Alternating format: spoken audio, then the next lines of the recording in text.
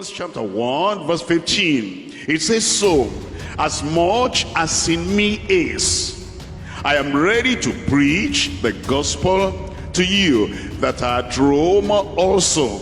For I am not ashamed of the gospel of Christ, for it is the power of God unto salvation to everyone that believeth, to the Jew first, and also to the Greek. Here you find the expression of the desire of Paul the apostle. Not only the desire, but the zeal, the passion of Paul the apostle. And he said, I am ready. The preaching of the gospel is so important, and every believer must be ready. Every believer must be available. 2 Timothy chapter 4 verse 2. Preach the word. That's a command. Preach the word. That's an imperative. Preach the word. That's a non-negotiable. It says, be instant in season, out of season, reprove, rebuke, exhort with all long suffering and doctrine. Then he tells us in verse 5, but watch thou in all things, endure afflictions. As we go out preaching the gospel, or making contacts with people so they can come and hear the gospel, and as we connect with people, it might be a little bit inconvenient sometimes. You are rising up earlier than you normally rise up, or there may be some physical conditions that may bring some difficulties. Through those difficulties, we're going to preach the gospel. In spite of those challenges, we're going to preach the gospel. Do the work of an evangelist. It's work. You see, many people don't realize that evangelism is work. They think it's for leisure. But it's as much work as the work of any other person in society. Think about the work you're doing, the energy it takes to work, the zeal it takes to work, the skill it takes to work, everything it takes to work. Bring everything into evangelism because it's work. Do the work of an evangelist and make full proof of thy ministry. Paul the apostle, he didn't allow any situation to pass without making proper, practical, positive use of that situation. In the city, he preached the word. In the incarceration in prison, he preached the word. Anywhere he found himself, he preached the word. And he said, in all the palace, in all the other places too, my bonds in Christ are manifest. And many of the brethren in the Lord, waxing confident by my bonds, are much more bold to speak the word without fear. What's that saying? It's saying because of the way God has helped me to be faithful, then the influence of that, the instruction from that, the passion from that, the zeal from that got into other people. I pray that your own involvement in the work of God will influence other people positively in Jesus' name. We're united.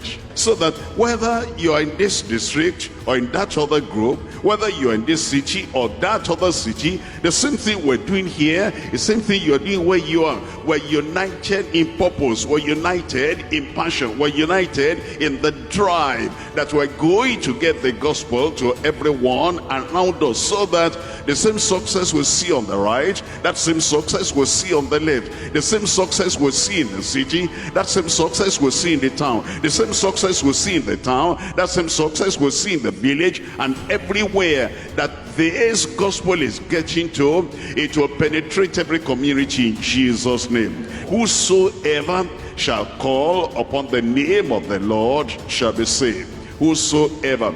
We're reaching everyone, the men and the women, the boys and the girls, the high and the low, the ones in the town, the ones in the city, and the ones in the village. Everywhere, we're going to saturate everywhere with this preaching of the gospel. If they have not heard about Jesus, how will somebody come to a place he has not heard about? How will somebody take something he doesn't know anything about? They must know about him. How shall they believe in him of whom they have not heard? And how shall they hear without a preacher? If you're a preacher and you're quiet, if you're a preacher and you're silent, preacher and you're hiding the message, if you're a preacher and you're not opening your mouth, and you're not opening your mouth wide for the people to hear, how shall they hear the gospel of salvation? It is the greatest message that man has ever heard. The gospel of the gift of God and the grace of God is the greatest gift the world can ever have. And you know, as you think about your society, anytime you wake up, anytime you're going anywhere, somebody at the bus stop is announcing something. Somebody where people are gathering together, there's a bus there, a mini bus there, and somebody is even using a loudspeaker, and is saying this one will do you good, and this one will. They advertise, advertisement everywhere. As you are going, if you don't hear their voice, you see the large billboard is advertising something. As you even want to answer your phone, advertisement is coming. As you're looking at maybe you use computer, use iPad, and as you are checking up some things on the internet, advertisement is coming. As you listen to the radio, somebody is advertising something. As you hear the television, somebody is advertising something. There's advertisement all over the world, and everybody is saying something and presenting something to somebody somewhere. But think about it, all the things they advertise in any way, with any gadget and with any opportunity, everything they advertise, they are not up to the value of the gospel you have in your hand.